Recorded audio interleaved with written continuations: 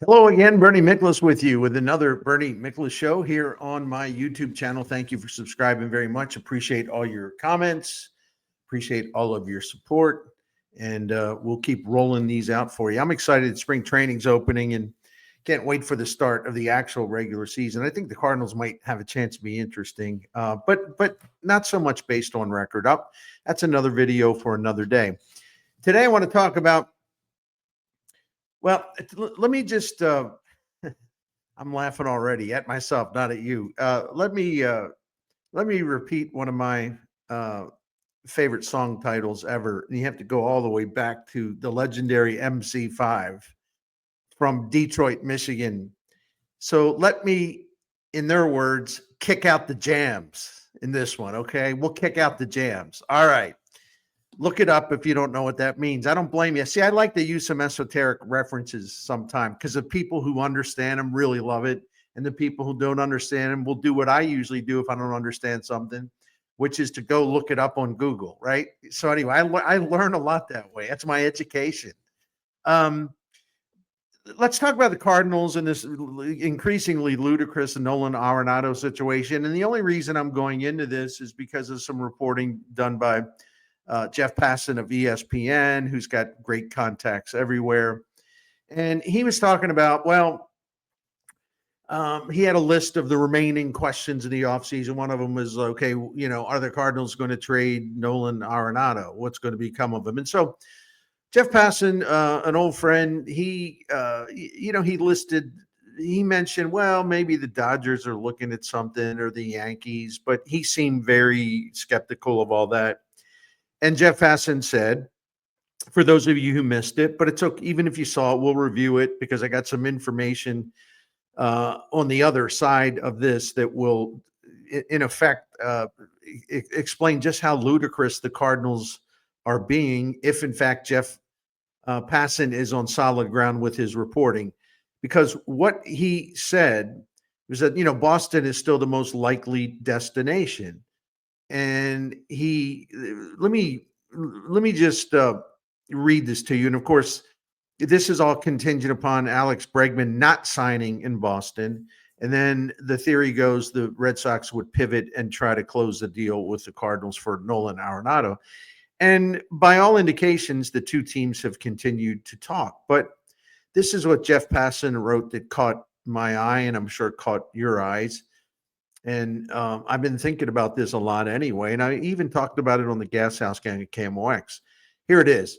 Quote, moving Arenado could force St. Louis to eat upward of half the money he is owed. Short of that, Boston's interest is iffy. Such posturing, of course, is the domain of the winter. And when something looks dead one day, it can come back to life the next. And he is correct about that. He said, still, for a team that values its analytical model as much as Boston does, deviating from it is not Boston style. And the Red Sox will set a number they're willing to take on, meaning salary. And either there will be a deal or there will not be a deal. So the Cardinals, and this isn't the only place this has been reported by national media. The Cardinals are like holding their ground in terms of whatever it is the Red Sox are asking them to give financially to make this deal go down. When Arenado, in the trade that Arenado, eventually rejected that deal with the Houston Astros that the two teams had gotten done, but he vetoed it. All the reports suggested that the Cardinals were willing to pay $15 to $20 million, something like that. So if they were willing to pay $15 to $20 million to offload Arenado, and the Red Sox are asking them, demanding that the Cardinals put up more than that, my feeling on this, my opinion on this is pretty simple. It's like, well, if they have that chance and they really want to do this trade, they really do want to offload Arenado as they say they do. Well, what are you waiting for if that opportunity presents itself? Why would you kill a deal if Arenado wants to go to Boston? Why would you kill a deal just because you have to kick in more money? And this is kind of where I dive back into this a little more. Uh, and even though the Cardinals are starting to take a lot of heat, nationally, and maybe if I have time, I'll get back to this stuff because let me just throw this one thing in. Jeff Passan also wrote this quote: "Why St. Louis hasn't been more aggressive in dealing its bevy of talent, from Arenado to starters Sonny Gray and Eric Fetty to closer Ryan Helsley to young players Jordan Walker and Nolan Gorman, who have hit a wall. It's confounding to executives around the industry. If the Cardinals aren't going to spend, and they haven't spent a dollar in free agency, true. Surely the thinking goes they should leverage the players they've got now and start building towards something more." Okay, I agree with the sentiment, if not some of the particulars. But I agree with the sentiment, and I understand why people would say, "What the heck is going on in St. Louis? This doesn't make any sense." Instead, Passan continued, "The Cardinals seemingly are content to run it back, even if that means the awkwardness of Arenado returning. The Cardinals are prepared for that possibility, and they are content after a mediocre season in which they lost nearly 400,000 fans, with now another uninspiring winter. It's an organization stuck in neutral, a feeling that led John Mozeliak to announce he will step away after the 2025 season and yield the team's president of baseball operations job to former Red Sox chief baseball officer Chaim Bloom." There were similar sentiments expressed by my friend Bob Nightingale, the senior baseball writer at USA Today. In his offseason winners and losers column this week, Nightingale put the Cardinals at the very top of the losers list. He wrote, and I quote, "This is a franchise we no longer recognize. They've been the class of the NL Central since the turn of the century, with 11 division titles, 4 World Series appearances, and 2 championships in front of baseball's greatest fans. Now," Nightingale wrote, "for the first time in 3 decades, they're settling for mediocrity while they undergo a rebuild. They haven't signed a single free agent, made one trade for utility man Michael Hellman, who was about to be designated assignment by the Twins, and they still are desperately trying to unload third baseman Nolan Arenado and the remaining money in his contract. It's going to be a long, hot summer in St. Louis." Okay, let's kick out the jams a little bit about this, because I got to tell you something. This really bugs the heck out of me. I'd like to use some other words, but I won't. Okay, let's just say, for the purposes of conversation, because all we can do is speculate, if the Cardinals were willing to go up to $20 million to get Arenado to Houston, why wouldn't they want to go up another $10 million or so to get him to Boston? All right, so let's just talk about this. All right. Let's use the hypothetical that the Red Sox want the Cardinals to pick up half the tab of the $64 million still owed to Arenado. So that would be $32 million. Well, I'm not real good with math unless I'm using a calculator, but I do believe that 64 minus 32 is 32. And I think I do know this much about this particular math equation. 32 million is a hell of a lot less than 64 million. And 64 million is what the Cardinals would be stuck with if they hold on to Arenado for the next 3 years. So, to simplify, for my own sake, because I'm a man of a simple mind, even if you eat half the money, you're still coming out $32 million ahead. And you know what? By agreeing to eat half of the contract, maybe you'll get a much better prospect because of that. And don't forget Chaim Bloom, the guy that will be taking over. Oh my gosh, that day cannot come too soon. He's got great knowledge of Boston's number 2 ranked farm system, because he's the guy who drafted the players, most of them, and built the thing before they unceremoniously dumped him because the owner, had a bad night of sleep or something and changed his mind again about what he wanted the Red Sox to do.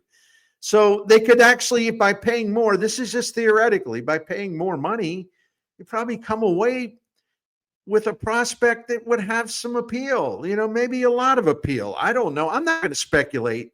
My goodness, I'm so burned out on reading all these blogs everywhere. It's like, well, here are 25 trade proposals. where the Cardinals could get for Nolan Arenado. No, I just make it stop. I don't have enough here. I don't have enough pain reliever to keep reading that stuff. All right. But 32 million is a lot less than 64 million. So the Cardinals still come out ahead. They still come out ahead. It's not like they would be asking the Cardinals to do something where it would actually cost the Cardinals more money, like as in terms of net gain, net gain or loss, where the way this equation adds up, you pay half the remaining salary, you still come out $32 million ahead. Why is this so difficult to understand? And why would this be the thing that's holding this up if it gets to that point? And let me add to this, because this is the other part that we need to talk about. It isn't just this isolated situation where, they still come out $32 million ahead if they eat half the contract.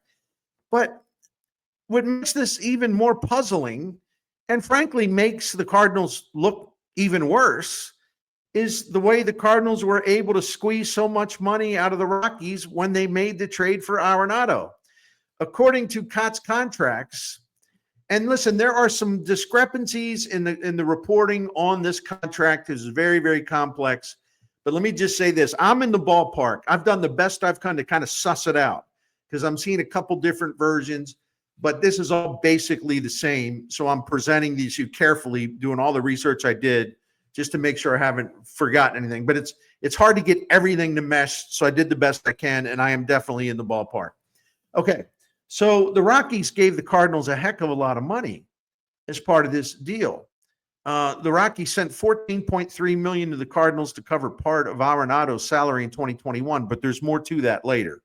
The Rockies forwarded $5.57 million to the Cardinals after Arenado declined to opt out of his contract following the 2021 season. The Rockies paid $16 million of Arenado's salary in 2023.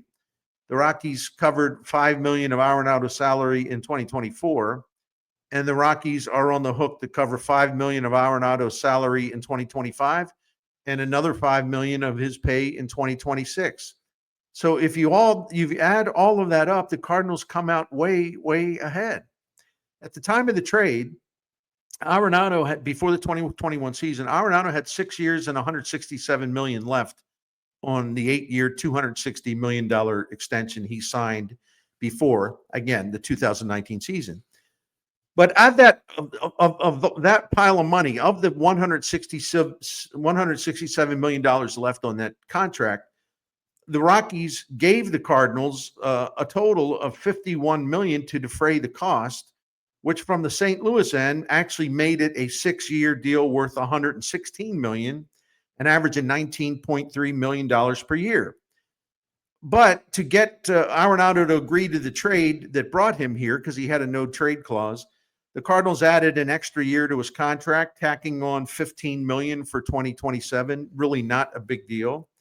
So if we subtract what the Rockies are paying St. Louis, even with that extra season added on, the Cardinals' obligation to Arenado becomes, after the trade, 7 years, $131 million. That's an average of $18.7 million per season. That's Miles Michaelis money, at least in just about.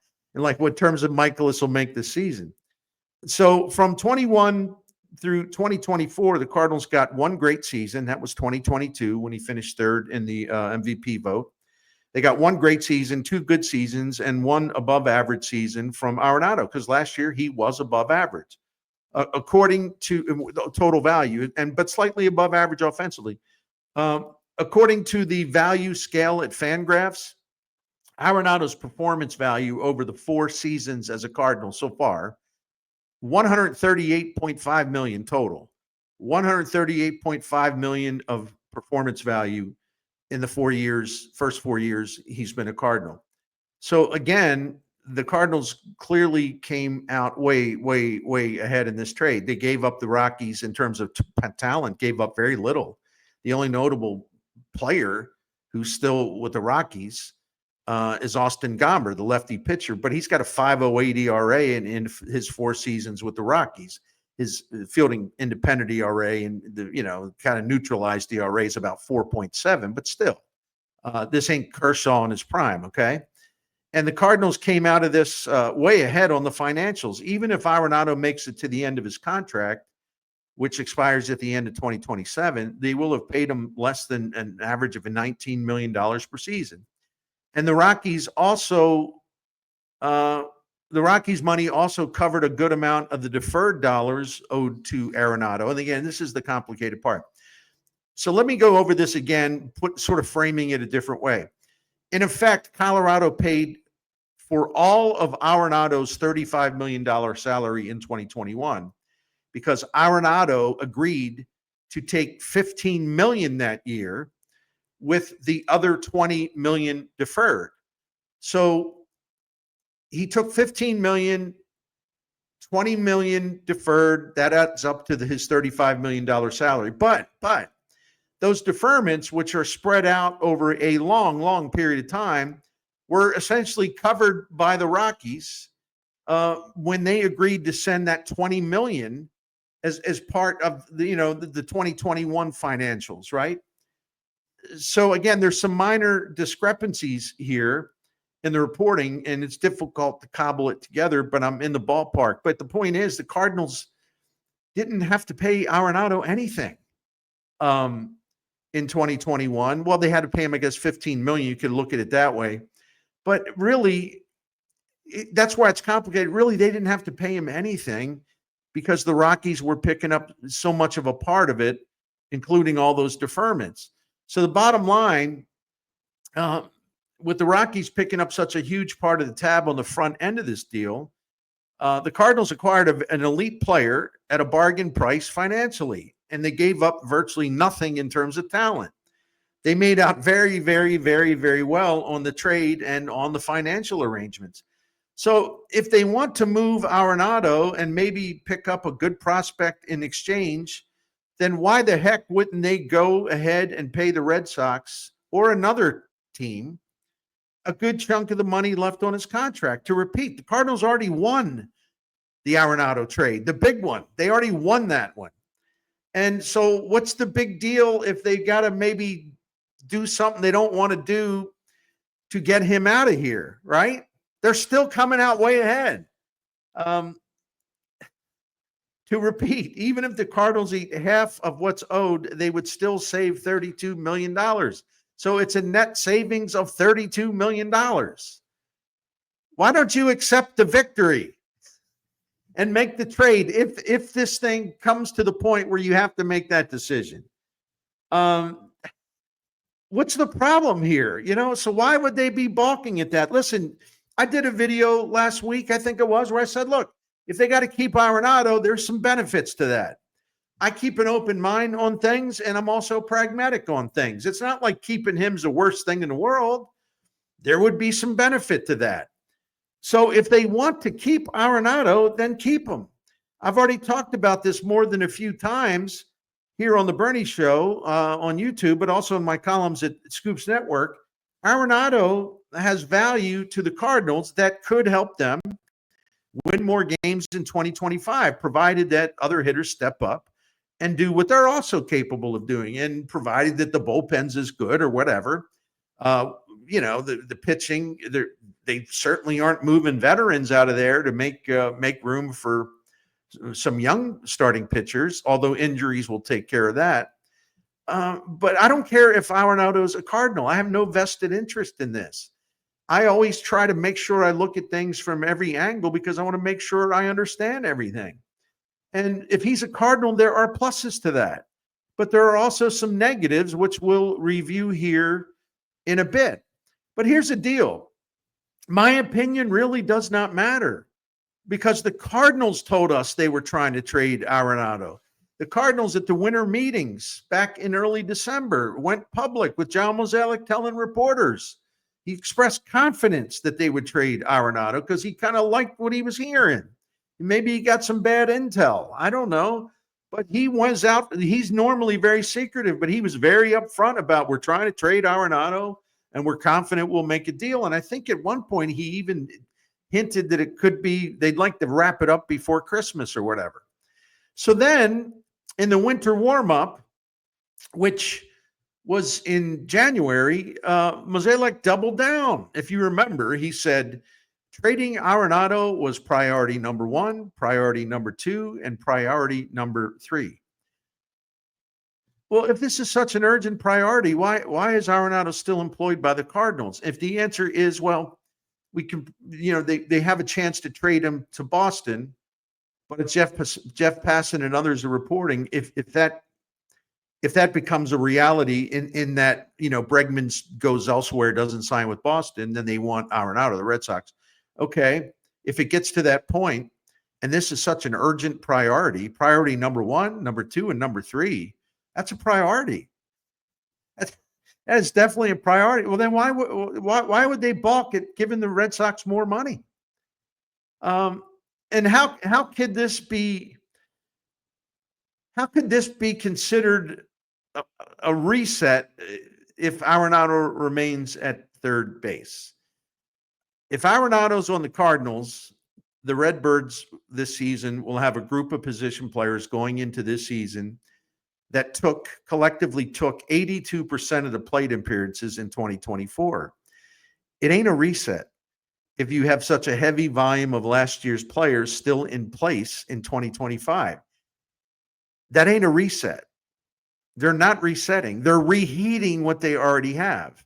And a couple guys stand to benefit from that. A couple, 3 guys stand to benefit. But it's not resetting. It's reheating, okay? Because they're taking what they already had, most of it, and they're reheating it. So, here we go again. This stuff just drives me nuts. It's because it's just so loop-de-loop.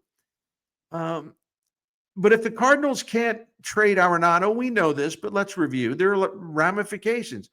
Nolan Gorman won't be the third baseman. He'll go back to second base. He'll probably be used more at DH. Brendan Donovan will be used a lot in left field, which leads to the probability of Lars Nootbaar playing center field, which would upgrade the center field offense, but endurance is still a question with Nootbaar, and his center field defense is average at best. I'd be in favor of him playing center anyway. Then again, I don't think that I don't think that Michael Ciani is Duke Snyder. Look it up, kids, if you don't understand. Go to Baseball Reference, Duke Snyder. So if the Cardinals can't trade Arenado, there's all kinds of things. There's a trigger effect. There's all kinds of things that just come on down from that. In a scenario that features Nootbaar playing center between Donovan and Walker, I don't see how, for example, Victor Scott would get much of a chance to play at the big league level. Because as we know, manager Marmol will want defensive specialist Michael Ciani as the fourth outfielder. And as a fifth outfielder, Scott wouldn't get many at-bats, and he really needs to play regularly to improve not only his defense, but his offense. If Arenado is still a Cardinal, I don't see a meaningful major league opportunity for Thomas Saggese. And if Saggese can't get many at-bats for the Cardinals, they're going to keep him up here. He'll go down. He'll get a ticket back to Memphis at AAA. And having Arenado in place for 2025 or most of 2025, I guess they could always move him at the trade deadline if there's interest and he consents. But anyway, it makes it tricky to construct the lineup that ensures a lot of playing time for everybody in the mix. And that would be the lineup combinations that would include Arenado, Donovan, Gorman, Walker, Nootbaar, Alec Burleson. They all cannot be daily lineup fixtures because I know some people say, well, no, you can put that lineup together. Yeah, you can. But how often can you do that if everyone's healthy? I think Burleson's probably the guy that would get squeezed a little bit, which would be typical Cardinals in a way. I think well, who would be the odd man out? Not that Burleson wouldn't play, probably wouldn't get as many at-bats. That's all I'm saying. And it could go down by quite a bit. He had 595 plate appearances last year. If they don't move Arenado and you sort of have this log jam, it's not a log jam. You just sort of have, a lot of guys that need, and you want them to have a lot of at-bats. It's just it's virtually impossible to get them all of the heavy-duty volume of at-bats that they want and the Cardinals would like to give them. I mean, someone's going to have to sit more than would probably be best for the team and for the player, and that would be Burley, who had 595 plate appearances last season. He led the Cardinals in RBIs. He was second in home runs, and he was third in slugging. And yet, if Arenado's a Cardinal, that likely means a reduction in playing time for Burleson. I say this because Marmol and the front office are absolutely committed to playing Walker and Gorman no matter how they're doing, right? See, this is why the fans, a lot of you other fans are fed up. There's way too much confusion. This is such a jumble. The Cardinals are taking such alarming stances that are filled with contradictions. They promised a reset that isn't a reset, not with the major league roster. Not yet, anyway. The reset is down below in the minor leagues and the player development system to modernize that mess. The Cardinals talk about, oh, it's a reset. We're going to give the kids runway. First of all, a lot of them aren't even kids, all right? Marmol was quoted in I think Derek Gould's story in the Post-Dispatch today talking about, we want to see what these young players can do. And he mentioned Nootbaar and Donovan. They're not young players, okay? They're just not. Victor Scott's a young player. We're talking about major league experience and birthdays. There's some guys that are young players. But why do they always put Donovan and Nootbaar in that group? They're not young. They're established big leaguers, all right? That's the stuff that just drives me nuts. Some of you may say, don't let it bother you so much. I can't help it because I can't stand the false advertising. Reset. We're going to give these young guys a chance to play. Even though, don't tell anybody, but a couple of them really aren't young. But we got to market this to the fan base. Okay. No sale here, but go ahead, market. So this whole reset leading everyone to believe it's not a rebuild, but, man, they're just going to turn the younger or more inexperienced players loose. Well, they're not going to do that. Even with the pitching, they're not going to do that. They say, well, we got to find out about some of these young pitchers. Well, all right. How about making a space for them? Like, in other words, if you want to find out for your young pitchers, you're in a situation where you have found out all you need to know about Miles Michaelis and Steven Matz. Miles Michaelis, just in case the Cardinals need the info, I'm being facetious, but sometimes I wonder, it's like, what else do you need to know about Miles Michaelis to realize that maybe it's best to move someone in there and have him do something else? I don't know. Pitching long relief or something. Michaelis, the last 2 years, among qualifying major league starting pitchers, has the third worst ERA at 5.04. And what else do you need to learn? What do you got to find out about Steven Matz? My favorite Matz stat is that he has spent, I got to misplay. He has spent over 100 days. Well, he spent well over 100 days on the injured list as a Cardinal. And you know how many days he's actually been on a pitching mound in a regular season game for the Cardinals? 52 days, 52 appearances in 3 years. The rest of that on the injured list. So what are you trying to learn? Oh my goodness.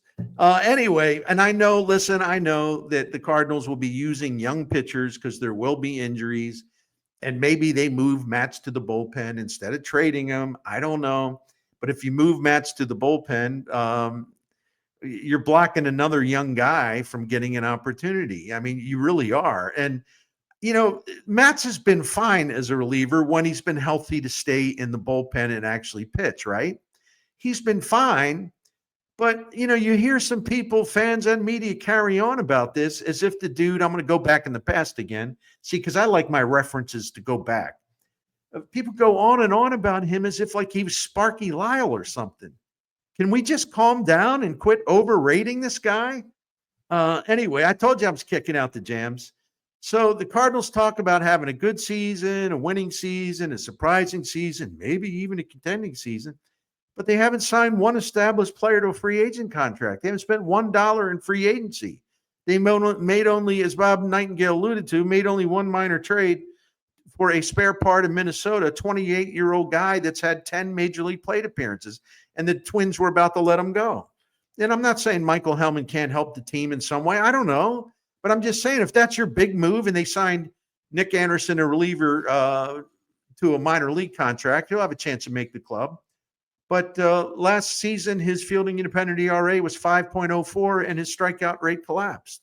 So again, that's the best you can do. Maybe they'll get lucky there. I don't know. He did pitch. He was really good in Tampa when Chaim Bloom was there. Maybe they found a way to revive him. I don't know. So if the Cardinals have a chance to trade Arenado by agreeing to pay a hefty surcharge to cover a lot of his remaining salaries, well, so what? They won the Colorado trade in a rout. Mozeliak said trading Arenado was priority 1, priority 2, priority 3. So why would you call off a trade if it materializes as a thing you got to make a decision on? Why would you call off a trade because you don't want to pay more money to offload Arenado, even though you're way, way ahead on this and the financials over the history of your working relationship with Nolan Arenado? I tell you what, and see, this is where the Cardinals are kind of tone deaf. You know this. I don't have to tell you this. This is such a ridiculous posture if it continues. Maybe they change their mind and will concede and put up a lot more money. We'll wait and see. But if they don't, it's such a ridiculous posture that's going to validate two of the most stinging, damning criticisms against this regime. Number one, the Cardinals are cheap. And number two, the Cardinals have no idea what they're doing. And there's evidence of both things because they certainly don't have any idea what they're doing in this so-called reset. It's like, well, we'll go out there in that press conference, call it a reset. I mean, media will be writing that down. I mean, holding up the tape recorder. Oh, everybody be excited. But then they change their messaging on that. It's like, well, we're going to be pretty good. Yeah. Well, our players are hungry. Well, you just watch us. You just watch our boys. You watch our kids. You watch our 28-year-old kids play. I'm being sarcastic. I'm sorry. But no, the mixed messaging all over the map. And if you're not, even though you're going to save $32 million, you're going to hold off on giving the Red Sox, if it comes to that, what they want. Maybe they ask you for half, as I said, but even though you're still going to come out $32 million ahead and you're not going to do it, if it comes to that, what other reason would there be to cite except they're being cheap and they're being really stupid, hard-headed and stupid? Sometimes I wonder if Chaim Bloom has any idea what he's really walked into. The Cardinals not only sort of have a house of cards right now, right? They exist in a house of mirrors. A house of mirrors that they've actually built and constructed all by themselves. They're responsible for the house of mirrors because they put it together. And you know what the real sad thing is? They put the house of mirrors together and they have no idea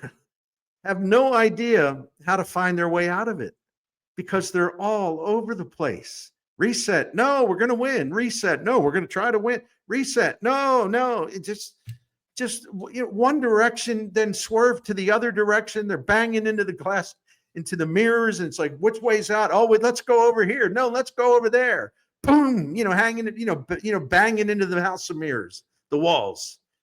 They built it, they created it, and they don't know how to get away from it, how to get out of it. They don't know how to escape. Chaim Bloom, you sure you still want this gig, huh? Anyway, I had to get a lot of that off my chest. I talked you through it. I mean, you didn't need me to talk you through it, but just when you factor in all the money that Colorado's given the Cardinals for Nolan Arenado, right? A lot of money, right? Why would the Cardinals let what they're being asked to do? Hey, they had no problems asking Colorado, give us more. No, that's not enough. We need more. Bill DeWitt negotiated that deal with the Rockies owner and took him to the cleaners. So you did this to the Rockies. It doesn't mean the Red Sox are as stupid as the Rockies were. So now you're sort of the Rockies in that the Red Sox, if it gets to that, they want you to do more, right? And if the Cardinals say no, well, this is the kind of arrogance that kind of got him in this deal, in this situation in the first place. Again, in the house of mirrors. Well, how do we get out of here? Well, I don't know. You built it. I'll follow you. Then maybe not. I'll find my own way out because you all don't know what you're doing. That's it for today. Thank you for watching The Bernie Show.